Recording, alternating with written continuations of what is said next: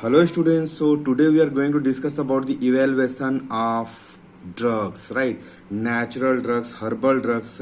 So unit last unit में unit 5 unit 4 में sorry second last unit 4 में आपका WHO गाइडलाइंस और ICS गाइडलाइंस दिया हुआ है और जो भी इंफॉर्मेशन अवेलेबल है स्लाइड शेयर में या फिर in the web world in the books it is little bit confusing when it comes to this topic क्योंकि कुछ एक जो नॉर्मल इवेल्युएशन पैरामीटर है उसको कुछ लोगों ने बहुत ज़्यादा पढ़ा दिया है या बता दिया है, लेकिन जब मैं WHO के साइट पर गया और जब मैं देखा कि WHO गाइडलाइंस होता क्या है हर्बल ड्रग्स के लिए तो स्टोरी कुछ दूसरा ही सामने आया. So already I am having the video in WHO guidelines for herbal drugs but this time it is revised and मैंने डायरेक्ट WHO के साइट से कंटेंट उठाया है और उसको कंसाइज किया है. शॉर्ट में एक नोट्स बना के मैं आप लोगों को देने जा रहा हूँ जो कि आपको एकदम ऑथेंटिकेट आंसर मिलने वाला है. ठीक है, तो देखिए इस वीडियो को पूरा लास्ट तक. तो आज का हमारा टॉपिक है यूनिट 4 का इवेल्युएशन ऑफ ड्रग्स. ठीक है, तो क्या होता है पहले इसको समझ लेते हैं. It refers to the systemic assessment of medicinal plants materials और natural substances to determine their safety, efficacy and quality for therapeutic purposes, right? तो यह एक तरह का मेडिसिनल प्लांट्स हो सकता है ना. Herbal drugs, natural substance, it में भी क्लोव, फेनल, जिंजर. तो जो भी हर्बल ड्रग्स जिससे हम जो नेचुरल प्रोडक्ट्स है, क्रूड ड्रग्स से जो हर्बल मेडिसिन बनाते हैं उसको इवेलुएट करने, उसकी सेफ्टी क्या है, वो टॉक्सिक्स तो नहीं है, उसमें कुछ फॉरेन मैटर्स तो नहीं है, इफिकेसी क्या है, उसकी क्वालिटी कैसी है, जो थेराप्यूटिक पर्पस के लिए यूज होने वाला है उसको हम यहाँ पे चेक करते हैं. नाउ WHO डायरेक्टली आते हैं without wasting the time. World Health Organization, it is a specialized agency of the United Nations responsible for international public health. जैसे कि हम कोरोना के टाइम में देख चुके हैं कि WHO ही मॉनिटर कर रहा था सारे कंट्री को कि क्या चीज़ लेना है, क्या नहीं लेना है, मास्क पहनना है कि नहीं, सैनिटाइजर यूज़ करना है कि नहीं. तो उसी हम तो पैंडेमिक टाइम में ये देख चुके हैं. But in all the time WHO is keep on working for any kind of disease, epidemic और पैंडेमिक और जो भी हो, है ना. तो यह पूरे वर्ल्ड के हेल्थ, पब्लिक हेल्थ को मॉनिटर करते रहते हैं और समय समय पर गाइडलाइंस देते रहते हैं. ठीक है, तो आइए देखते हैं WHO क्या कहता है हर्बल ड्रग इवेल्युएशन के लिए. तो हर्बल यहाँ पे क्या है, हजार्डस कंटामिनेंट्स इन हर्बल मेडिसिन. ये बहुत अच्छे तरीके से इन्होंने इस चीज को डिस्क्राइब किया है, जिसका मतलब ये सब पॉसिबिलिटीज होती हैं हमारे हर्बल मेडिसिन में during the manufacturing and after warehousing and when it comes to the market also. तो पहला है केमिकल्स. तो क्या क्या केमिकल्स हजार्डस कंटामिनेंट्स हो सकते हैं हर्बल मेडिसिन के लिए, आइए देखते हैं. First one, toxic metals and non metals. तो इसमें टॉक्सिक हो सकते हैं मेटल और नॉन मेटल दोनों. Lead, mercury, arsenic, fluorine. तो ये नाम आप याद रखिए लिखने टाइम पे, क्योंकि इसको डिस्क्राइब ज्यादा करने की जरूरत नहीं है. You should give to the point answer. Lead, mercury, arsenic, fluorine. दूसरा है ऑर्गेनिक पॉल्यूटेंट्स हो सकता है, जैसे कि पेस्टिसाइड्स जो यूज हुआ रहता है कल्टीवेशन एंड कल्टीवेशन के दौरान हर्बल मेडिसिन का और मेडिसिनल क्रॉप का, है ना. Radioactive contamination also is possible like caesium 137, strontium 90. तो ये नाम याद रख लीजिए आप. उसके बाद माइकोटॉक्सिन्स एंड एंडोटॉक्सिन्स. इसमें क्या क्या है, अल्फा टॉक्सिन्स है, बहुत इंपॉर्टेंट है. इसका हम डिटर्मिनेशन ऑफ अल्फा टॉक्सिन देखने वाले हैं डिटेल में, है ना. लाइपोपॉलीसैकेराइड्स भी है. उसके बाद सॉल्वेंट में ethanol and water also may remains in your herbal formulation which may be toxic, right, which may be hazardous, right. तो वही बात यहाँ पे हो रहा है. ये लिस्ट आउट जो किया गया है वो उसी के लिए गया है. बायोलॉजिकल्स में क्या क्या हो सकते हैं हजार्डस, लाइक माइक्रोबायोलॉजिकल. ऑब्वियसली अगर माइक्रो ऑर्गेनिज्म, जो पैथोजेनिक माइक्रो ऑर्गेनिज्म अगर आपके प्रोडक्ट्स में रहेंगे, मेडिसिन में रहेंगे, तो वो डेफिनेटली हेल्थ को, forget about the efficacy, it may have the any side action, right. जैसे कि बैक्टीरिया, मॉल्स, लाइक इसमें एस्परजिलस स्पीसीज को ज्यादातर देखा गया है, तो एग्जाम्पल में आप दे सकते हैं इसको. पैरासाइटिक, प्रोटोजोआ है, हेलमेंस है, different types of worm they may remain in your products, right.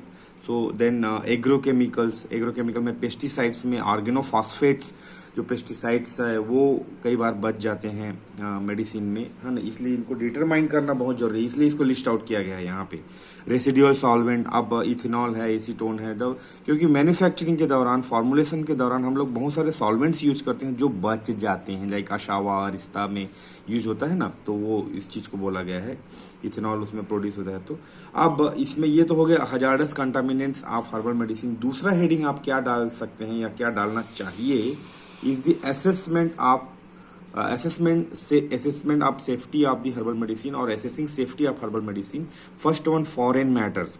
तो इसी चीज को बहुत सारे स्लाइड शेयर में बहुत ज्यादा तादाद में डिस्क्राइब कर दिया गया है, which is one of the part of this guidelines. ठीक है, तो आप इसी को पूरा मतलब एक्सप्लेन करके लिख देंगे तो I don't think so that may be the complete answer and giving more information. So यहाँ पे द फॉरेन मैटर में द विजुअल में, जैसे कि organoleptic character, colour, odour, taste, shape and size में देख सकते हैं। माइक्रोस्कोपिक में हम कुछ चीज ट्रेस कर सकते हैं, है ना। उसके बाद फिजिकल है, solubility, ash value, extractive value, और ऑप्टिकल एक्टिविटी, है ना, रिफ्रैक्टिव इंडेक्स। केमिकल में test for alkaloid, test for glycoside जो करते हैं हम, उसमें test for alpha toxin, test for any other toxins, protozoa. Microbiological में वही मतलब जो भी different types of bacteria, fungi, है ना, वो डिटरमाइन करते हैं। अदर कंटामिनेंट्स में आर्सेनिक एंड टॉक्सिक मेटल्स, है ना, जो हम देख चुके हैं पहले, है ना। उसके बाद ऑर्गेनिक पॉल्यूटेंट्स में हो सकता है उसको हम डिटरमाइन करते हैं, उसको आइडेंटिफाई करते हैं। ऑर्गेनिक पॉल्यूटेंट जैसे कि ऑर्गेनोफॉस्फेट हो सकता है ना, तो उसको कई बार गैस क्रोमेटोग्राफी यूज होता है, कई बार liquid chromatography and mass spectroscopy use होता है आइडेंटिफाई करने के लिए, डिटेक्ट करने के लिए, क्वांटिटी डिटरमाइन करने के लिए।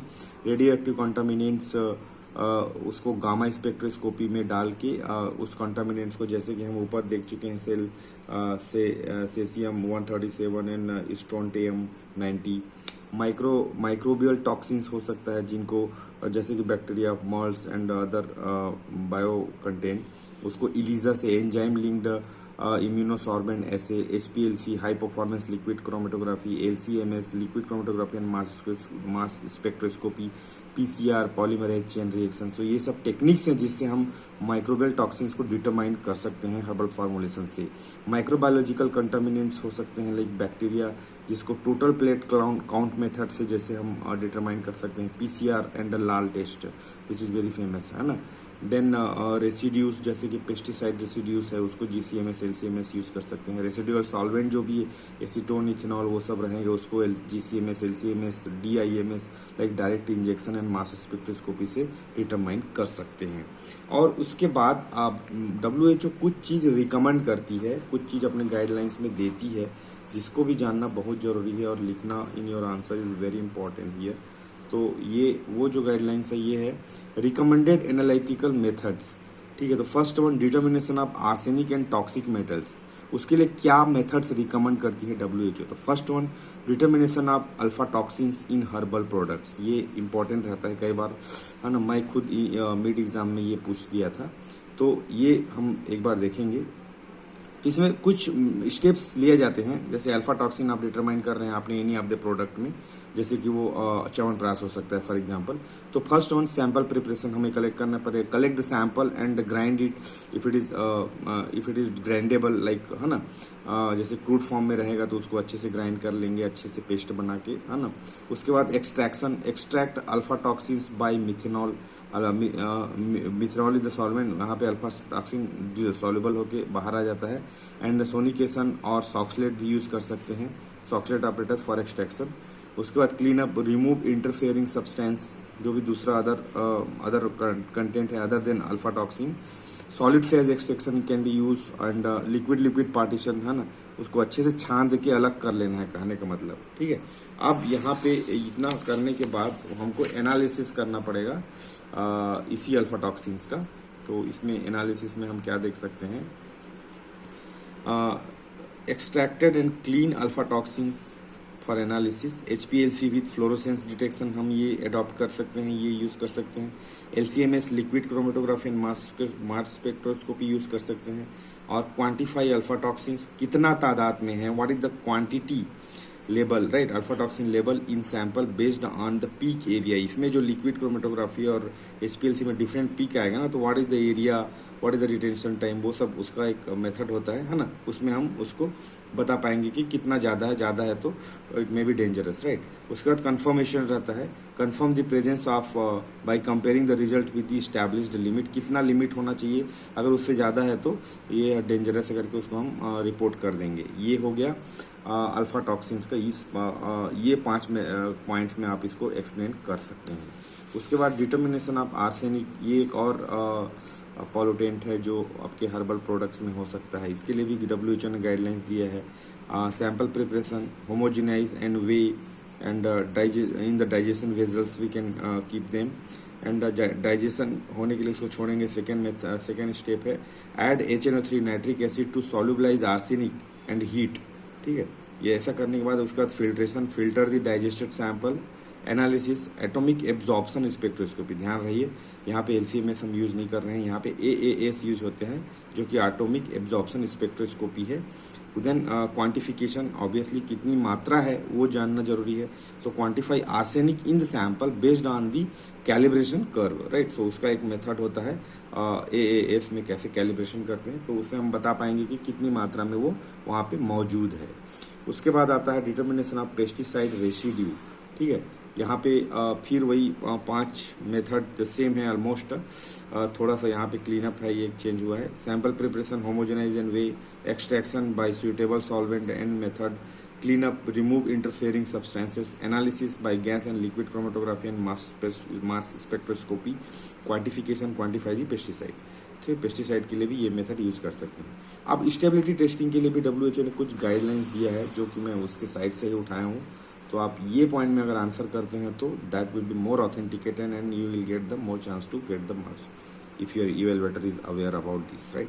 Stability testing ensure quality, safety and efficacy of product over the time under various environmental conditions, circumstances like temperature, humidity and light। तो यहाँ पे बहुत क्लियर है कि स्टेबल जो हमारा प्रोडक्ट है वह समय के आधार पे 1 महीना, 3 महीना, 5 महीना, 10 महीना में उसकी स्टेबिलिटी बरकरार है या नहीं, या देर इज चेंजेस और प्रोडक्ट डिग्रेडेट हो रहा है, कंटामिनेट हो रहा है ह्यूमिडिटी के प्रभाव से, लाइट के प्रभाव से, तापमान के प्रभाव से और एनी अदर इन्वायरमेंटल कंडीशन में वह अपने सेफ्टी इफिकेसी को बरकरार रख पा रहा है या नहीं, क्वालिटी को बरकरार रख पा रहा है कि नहीं, ये हम समय समय पर चेक कर रहे होते हैं। तो WHO मोनोग्राफ हम यूज कर सकते हैं, provide information on quality, safety and efficacy. उससे हम पता चलेगा कि प्रोडक्ट स्पॉइल हुआ है कि नहीं, जो हर्बल कंटेंट है वो स्पॉइल हुआ है कि नहीं। WHO on GMP, quality control measures उसने बताया है। Stability testing during the manufacturing, during the storage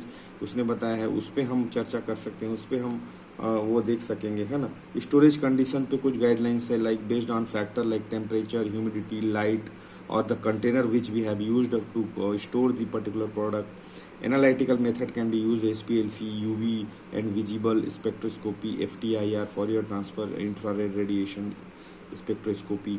testing parameters में अपीयरेंस कैसा दिख रहा है, केमिकल कंपाउंड कितना है या क्या क्या है, पोटेंसी बरकरार है कि नहीं, माइक्रोबियल लिमिट कितना है ना, contaminants and residue and post marketing, monitor the stability after the product is sold to the patient and the patient started consuming in the during the time, right। तो ये सब पॉइंट्स हैं जिसमें आप अगर WHO guidelines for the evaluation और assessment and stability testing for herbal medicine, अगर आप इन पॉइंट्स में आंसर करते हैं तो I feel you will get the good chance to get the marks, right.